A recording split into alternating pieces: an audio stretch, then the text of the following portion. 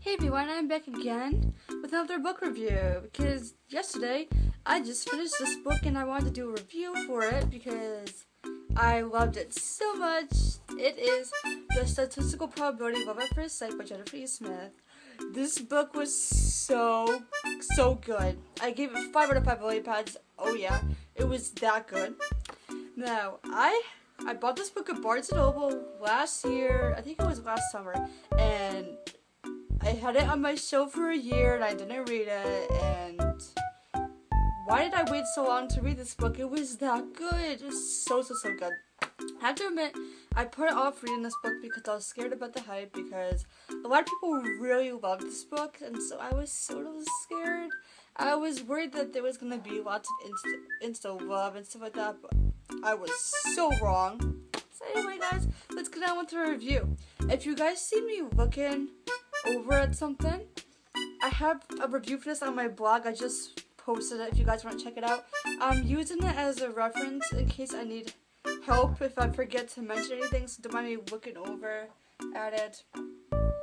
So yeah. So anyway, sorry if you could hear him barking. Anyway, I loved Jennifer E. Smith's writing style. It was so simple, but it was so good. I have no idea how she wrote this book so well, because this book takes place in 24 hours. I have no idea how she did it because it seems really hard. The plot for this book was just so unique. I will tell you guys what this book is about. So this book, before I tell you what this book is about, it was a little bit different than I thought it was going to be, but I liked it even better this way anyway. So basically this book is about a 17-year-old girl named Hadley Sullivan. And she lives in Connecticut. I loved that because I live in Connecticut, so the book sort of took place in my state. And so basically, she is traveling to England for her dad's second wedding because her dad's getting married again. And so she ends up being late to the airport. She ends up being 4 minutes late to the airport, and she misses her flight to London.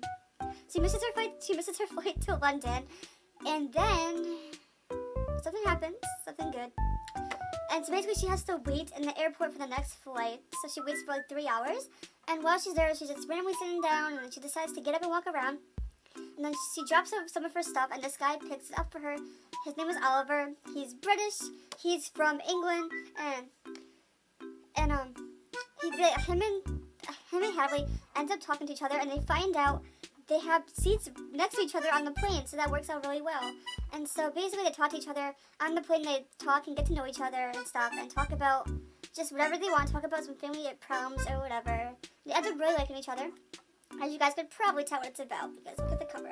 Look at the cover. Basically she goes to the wedding, and her and Oliver end up separating by accident. They lose sight of each other after they get off the plane, and so Hadley tries to find him again, and she goes to her dad's wedding, and she doesn't want to. She never even met her new stepmother yet, so she's not sure how she feels about it and stuff like that. And yeah, I'm so sorry if I completely did a terrible job describing this book. The book was mostly about family, which I really liked. It was mostly about Hadley's family and her relationship with her father and her mother. It was more like 90% family and like 10% romance. I pretty much loved everything about this book. I actually learned a lot of lessons about this book. I loved the whole thing.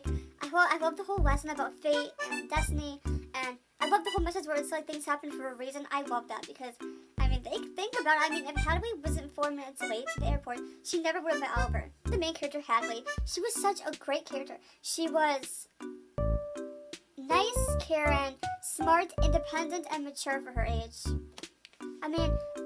There's a story as to why her parents got divorced. I'm not going to discuss it because then this video is going to be even longer than it is. And if you guys want to read this book, you'll find out why her parents got divorced. I don't want to talk about it. But the main character was so independent. Like, I'm not going to spoil anything else either, but there's a part in the book where she goes somewhere in England to try to find Oliver, and she's so dependent. Even I wouldn't do that. And she went on a plane by herself without her mom. We understood her. I loved her. She was such a good person. She did not change throughout the novel. I love female characters who are good people.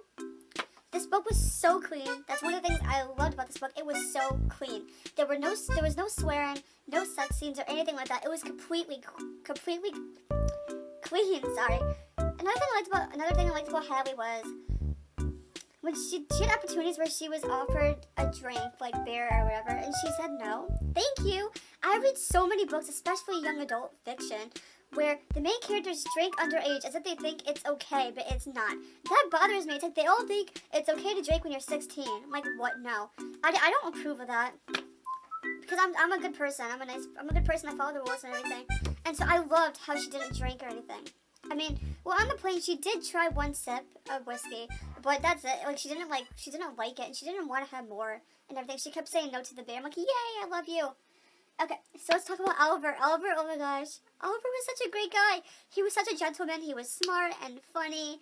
There were times where this book made me laugh and everything, and he was such a great guy. He had issues of his own, like Hadley. Like he had issues with his dad too, but his issues were different than hers.